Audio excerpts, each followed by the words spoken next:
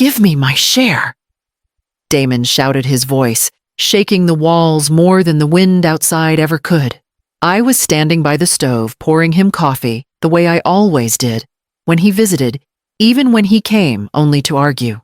The smell of burnt toast lingered in the air as I turned to face him. Damon, I said carefully, I've told you the sale was mine to make. Your father left the farm to me. You never. He slammed his fist on the counter, rattling the cups. That land was our family's. You think you can just sell my inheritance like that? The word inheritance stung. He hadn't come home once during the years I worked double shifts to keep that land from being repossessed. I set the coffee pot down, trying to keep my voice steady. You had no claim, Damon. The papers were signed over to me long ago. You know that. But he didn't want reason. His face flushed red, his jaw clenched like a man cornered. Before I could move, his hand shot out, gripping my wrist so hard I felt the bones grind. You're lying to me, he hissed. Let go, I said, my voice barely above a whisper. He didn't. He twisted harder until a sharp, sickening crack cut through the kitchen. The pain hit like lightning, bright and blinding. I gasped, stumbling backward, clutching my arm as the room tilted. Damon's eyes widened, fear flashing across his face. Mom, he started, but the word caught in his throat. He stepped back, breathing fast, then snatched the folder of documents from the table. Without another word, he ran out, slamming the door so hard the walls shook. The sound echoed long after he was gone.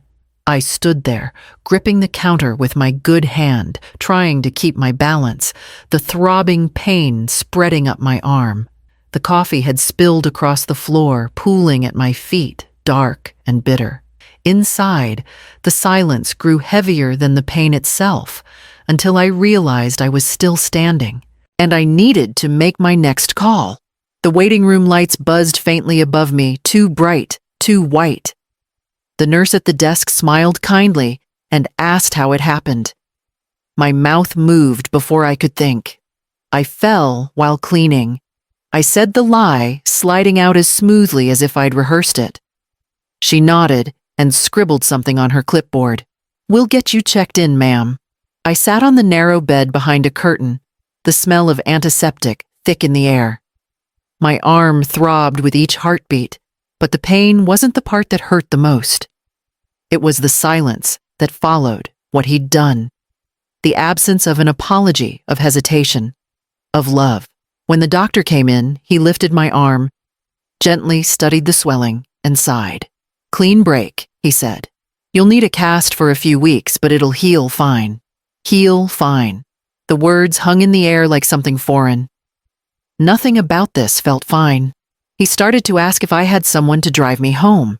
I shook my head. I'll manage. I always did. While he stepped out to get the cast, I reached for my purse on the chair beside the bed. My hand trembled as I unzipped it, checking for the envelope, the one with the real bank statements. The folder Damon had taken only held photocopies. I'd made them weeks ago, not trusting my own son without knowing why. Now I did. I pressed the envelope to my chest, feeling the paper's edges dig into my palm like proof that I still had some control left. My throat tightened as I imagined him rifling through the fake documents, believing he'd won. The doctor returned, wrapping my arm in a cast that felt heavier than it should have. When he was done, he smiled softly, unaware of the storm behind my calm. You'll need to rest, he said. I will, I replied, though rest wasn't what I had in mind. By the time I stepped out into the night air, the pain had dulled into something sharper. Resolve.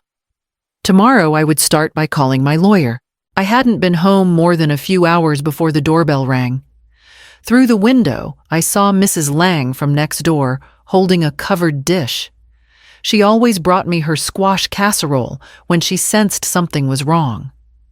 I heard about your arm, she said as I opened the door. Must have been quite the fall.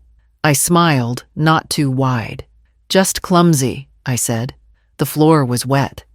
She didn't press, but her eyes lingered a little too long on the bruising near the edge of the cast. We sat for a few minutes, her voice filling the kitchen while I nodded along. She meant well. She always had. After she left, I moved slowly through the house, locking doors I usually left open. The ache in my arm pulsed in sync with the memory of Damon's grip. I took the casserole to the fridge and tried not to think about the fact that my own child had looked me in the eye and hurt me. By dusk, they were back in the driveway. Damon didn't even knock. Renee trailed behind him, a carefully composed smile on her lips.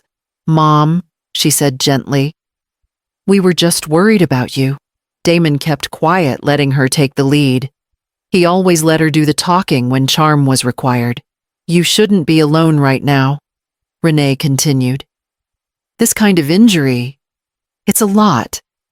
Maybe it's time to let us step in, help manage things. Bill's property stuff, you don't need the stress." I nodded, once then reached for a glass of water with my good hand. I didn't answer. The silence unsettled them. Damon fidgeted. Renee's voice brightened artificially. "We could call the bank together, update some things. Just a few changes, simple stuff." Still, I said nothing. I sipped the water slowly and looked out the window as if I hadn't heard. Eventually, they left. Damon didn't say goodbye. Renee only managed a thin smile.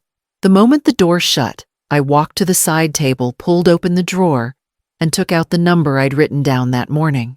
It was time to make that call. I sat at the kitchen table long after they'd gone the house, still carrying their voices. The clock on the wall ticked louder than usual. My arm ached, but the pain wasn't what kept me awake. It was the sound of Damon saying, "Mom," like it was a weapon. The phone sat beside me. I stared at it until the dial tone became a kind of courage. My lawyer, Mr. Hartman, answered on the second ring. "Marla, are you all right?" he asked, his tone sharper than concern. "I'm fine," I said automatically, though. The cast on my arm told a different story. "I need to talk to you about Damon." I told him everything, how Damon had found out about the sale, how he'd demanded money, and how it ended in the kitchen. I didn't cry. I laid out the details the same way I would have balanced the books back when I worked at the school, clean, precise, unshaken. When I finished, there was a pause on the line, long enough for me to hear my own breathing. "Marla," he said finally, "you need to file a report. This isn't just an argument. It's assault." "I can't," I said softly. "He's my son. And that's exactly why he thinks he can do this. If you stay silent, he'll come back. He'll think you're afraid." I closed my eyes, feeling the weight of that truth. Silence had always been my refuge, but now it was starting to feel like a trap. "I'll think about it," I said. "Don't think too long," he replied. "If you don't report this, they can say you're unstable. They could try to get power of attorney, take over your accounts, even your house. Protect yourself, Marla. Don't let them write your story for you." After I hung up, I sat for a long time, the receiver still warm in my hand. Outside, the wind picked up, rustling the branches against the window. I stood, found my coat, and went to the drawer where I kept my important papers. Tomorrow, I would start gathering what I needed. The knock came early, before the sun had fully climbed above the maple trees. I opened the door with my good hand and found 2 uniformed officers standing on the porch. Their faces were polite but serious, the kind of expression that tells you they already know why they're here. "Mrs. Whitaker," the older one asked. "I'm Officer Reed, and this is Officer Alvarez. We received a call from your attorney. He said you wanted to make a statement." I stepped aside, letting them in. The house still smelled faintly of coffee and disinfectant from the night before. They noticed the cast immediately. Officer Reed's eyes flicked from the bandage to my face. "That from the incident?" he asked quietly. I nodded. "Yes, my son did it." The words felt strange in my mouth, like they belonged to someone else.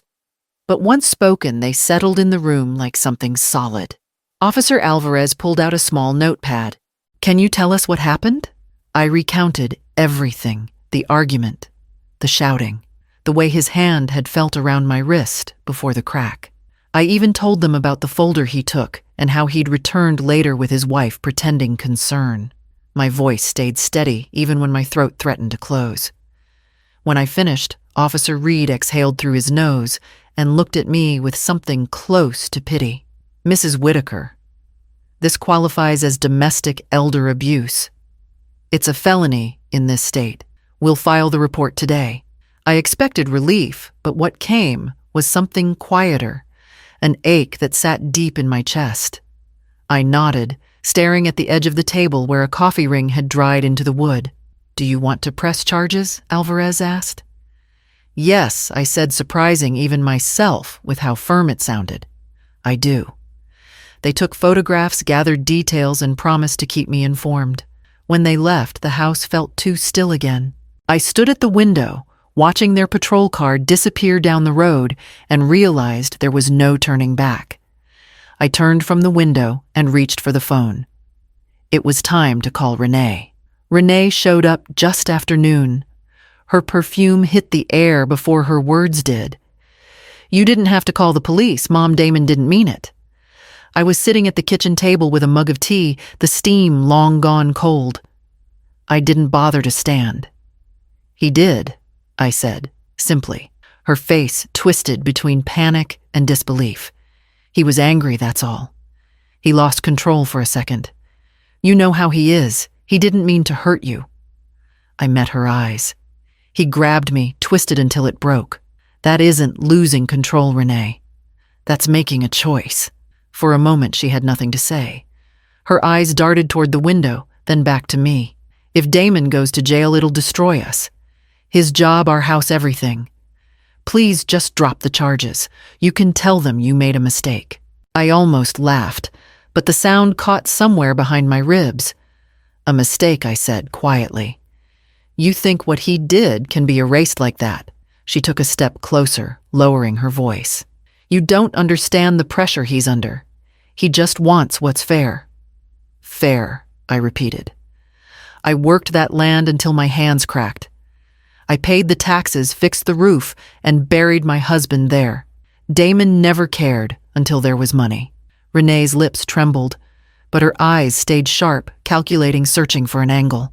"He's your son," she whispered, as if that could still mean something. I set the mug down. "He was my son," I said, "until the moment he decided I was a bank he could rob." Her breath hitched, and for the first time, she looked smaller than her words. "If he goes to jail, I don't know what I'll do," she murmured. I looked past her toward the door she'd walked through. "You already did it," I said. "You destroyed this family the moment you left me on that floor." She didn't answer. She turned, and the door clicked shut behind her. I waited until her car pulled away before dialing the number Officer Reed had given me that morning. The sun was just starting to slip behind the trees when I saw the patrol car pull up. It rolled to a stop at the end of my driveway, engine humming low. I didn't move from the window. I just stood there, one hand resting gently on the cast, the other steadying me on the sill. 2 officers stepped out. One of them was Reed. He walked to the passenger side and opened the door. Damon climbed out, wrists cuffed, jaw clenched, shouting, before his feet even touched the ground. "Mom," he yelled. "Are you serious? You called the cops on your own son?" His voice cracked at the end, anger straining to cover disbelief. I didn't respond.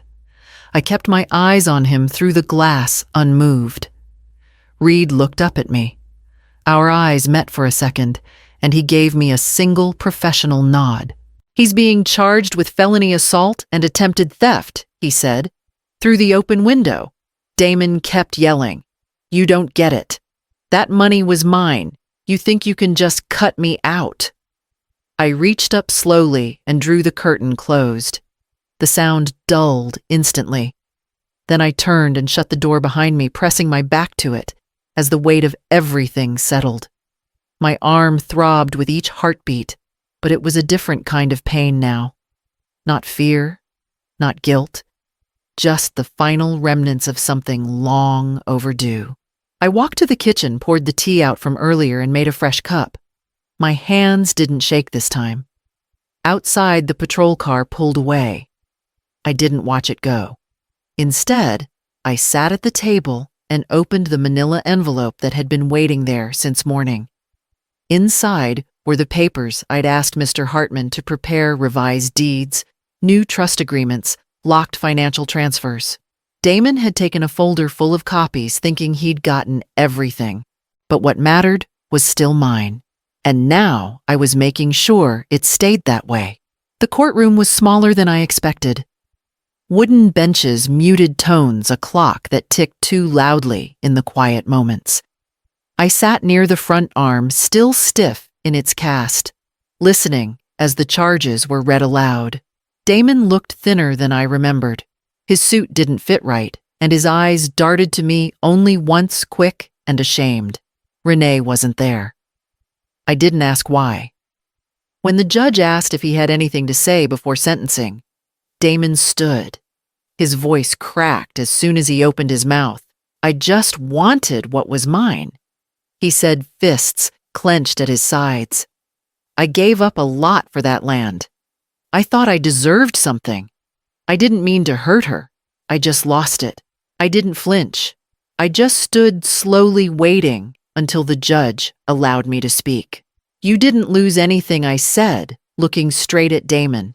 You were given more than you ever earned. And when I said no, you didn't lose control. You made a choice. It was never yours. Not the land, not the money, and not me to hurt. The judge studied me for a moment, then turned to Damon. Given the nature of the charges and the victim's statement, I'm ordering mandatory counseling restitution payments and supervised release. You'll be in a correctional program for no less than 9 months. Damon didn't argue. He didn't even raise his head. The bailiff let him out, and he walked like someone who had finally realized the weight of what he'd done. I stayed seated until the room emptied. Then I stood and walked out into the courthouse steps alone.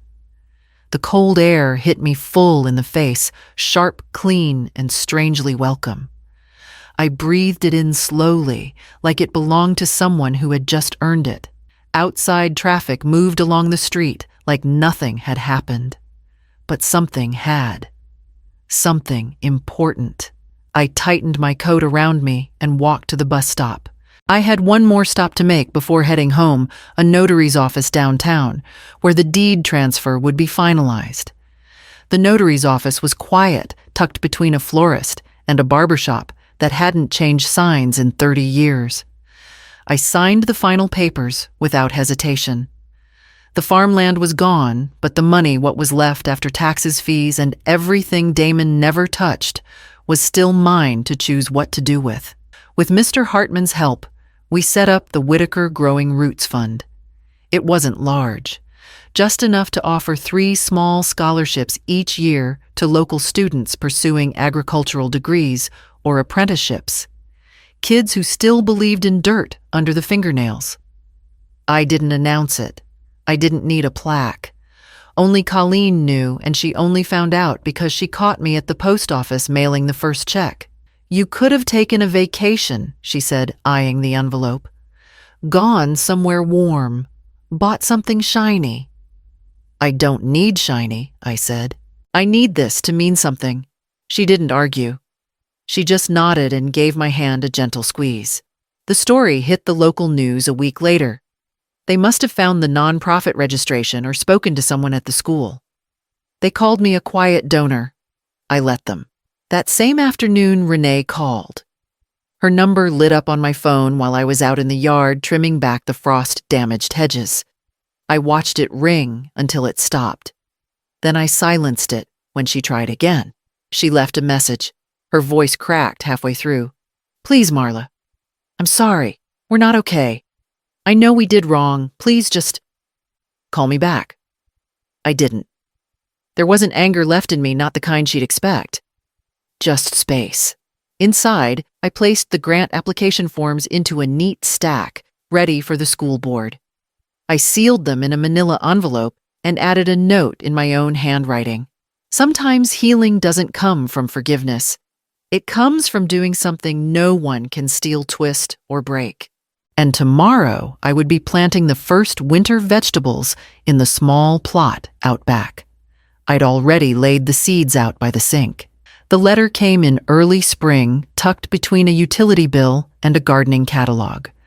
The handwriting on the envelope was unmistakable, stiff, uncertain, as if the person writing hadn't picked up a pen in years. Inside was a single page. No excuses. No long explanations. Mom, I'm sorry. I see now what I broke wasn't just your arm. It was something older than that, something I never earned but thought I deserved. I don't expect you to forgive me. I just needed you to know I finally understand what I did. He signed it. Damon, not your son. I stood by the window for a long while, the paper resting in my hand like something fragile. Then I folded it once carefully and slipped it into the drawer where I'd kept the cast after they removed it. I hadn't been able to throw that thing away, not because I needed a reminder of the pain, but because it proved I'd healed. Outside, the tomato plants had started to push through the soil, green and upright. Colleen had helped me build the raised beds over the winter, and now they stood like quiet promises in the yard. I walked out, checked the moisture, pulled a few weeds. My knees ached when I bent, but it felt like mine again. This work, this silence, this peace. Some days I thought about calling him. Most days I didn't. I didn't need more words. I had the land beneath my feet, the air in my lungs, and the calm that comes after you stop waiting for someone to come back just to hurt you again.